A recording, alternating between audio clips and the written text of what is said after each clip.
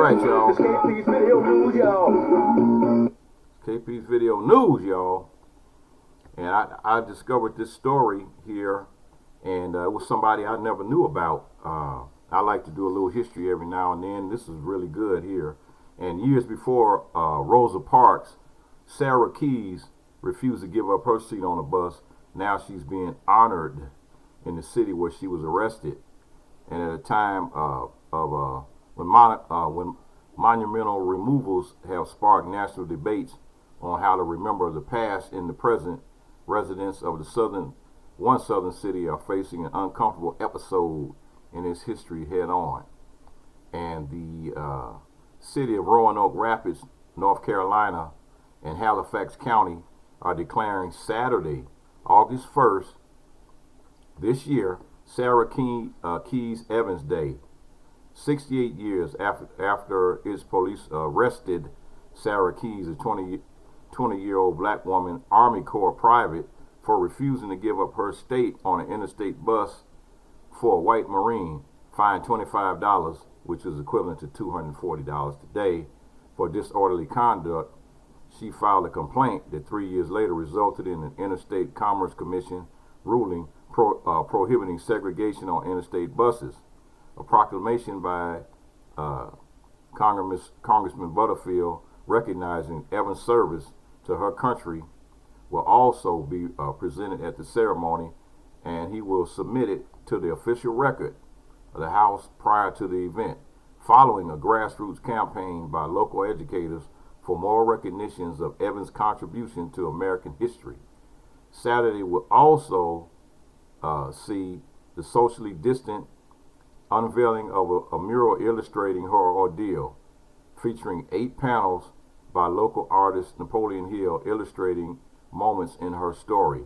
It is entitled Closing the Circle, and it symbolizes the city's coming around to recognition of her brave stance, says Charles McCallum. And I didn't know about Evans until a few years ago, said Vernon Bryant, chairman of the Halifax County Board of Commission. It's important that we recognize people in our backyard, whether it's good history or bad history is history. I don't know about that bad history garbage statement. It's a proud moment, said Crystal Hargrave, Evans' great niece. The community prioritizing honoring her during these really uncertain times goes to prove just how important her contributions were. The mural is a symbol of hope and for the black community, a way to have a voice.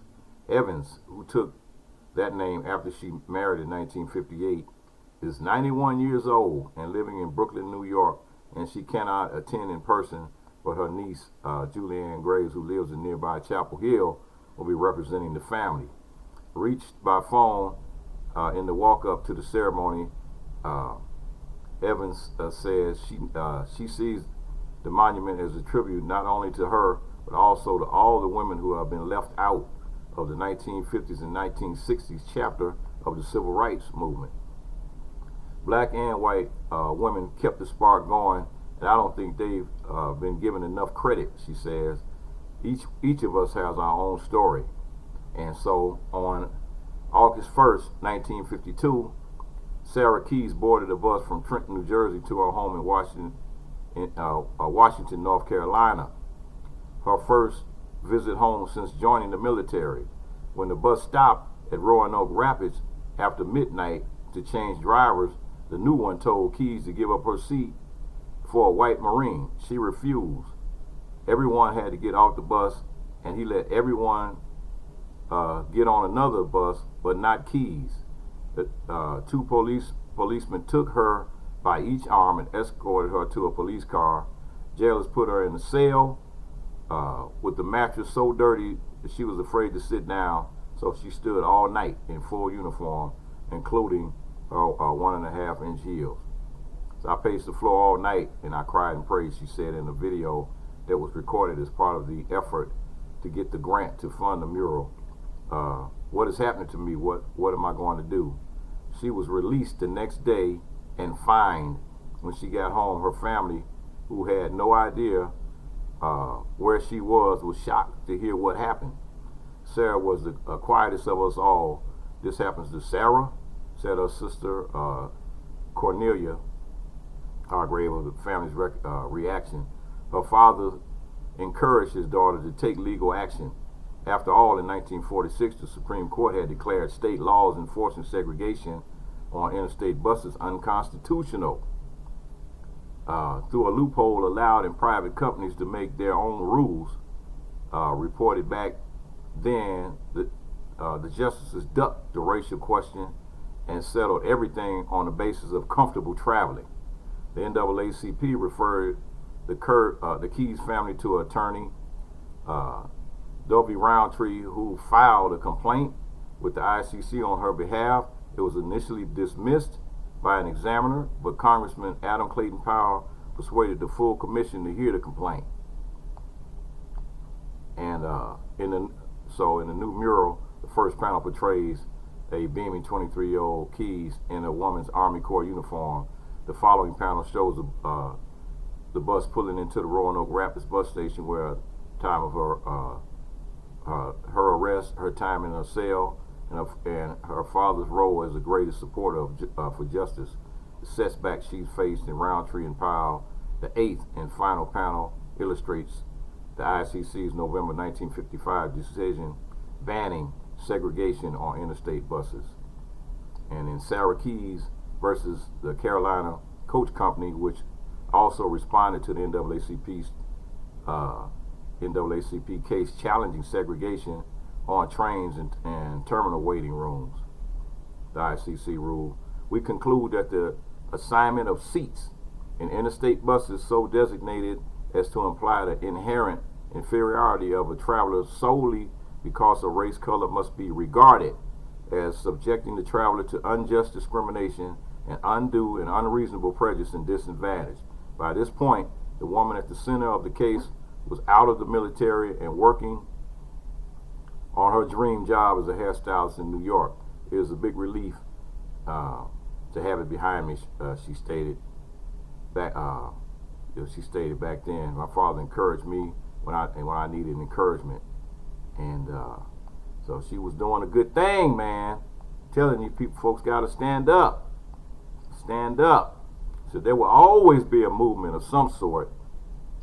Miss Evans stated, but argues today's movement doesn't seem to rise to the level of being called a civil rights movement. I think grandmothers in years past had more advice than anyone you might have listened to today. And so what's her advice? Keep on reading.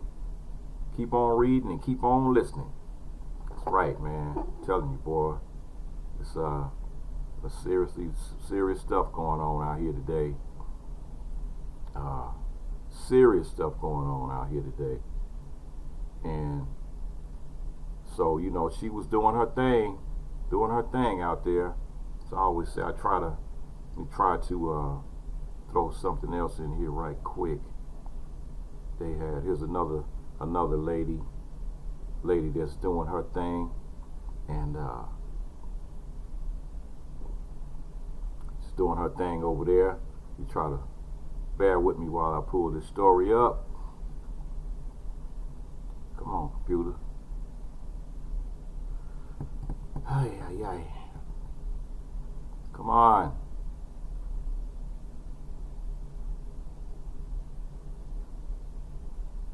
Trying to get this story here. Anyway, the lady named Lily Miller, and she turns out she's the first deputy. How does something want to come up? First deputy. Here we go. See, the Des Moines Police Department gets first ever black female captain, and Lily Miller, who has been serving 21 years in the Des Moines, Iowa Police Department, has recently been promoted as the department's captain. She has made history as the first black woman to hold that rank in the city. This is huge for me, being a pioneer and a trailblazer. It's not only a great honor, but a great responsibility, Miller told the media, and it's about bringing others along who look like me that can be with me. More than 100 people celebrated the milestone with her as she received her captain's badge, and she says she's so delighted she could just cry to see the history in the making is phenomenal for this community and everyone around it. And as a captain, Miller will be responsible for running operations and helping train employees. She has shown great commitment and hard work, which earned her the promotion, according to the Chief Wingert. And if there's no one coming behind me, I'm actually blazing a trail, or I'm creating a path. I want to be blazing a trail, Miller said. So she's doing her thing over there, and that's Des Moines, Iowa. First ever black female captain in the police department in Des Moines, Iowa. This KP's Video News, y'all. This KP's Video News, y'all. That's right, folks. Peace.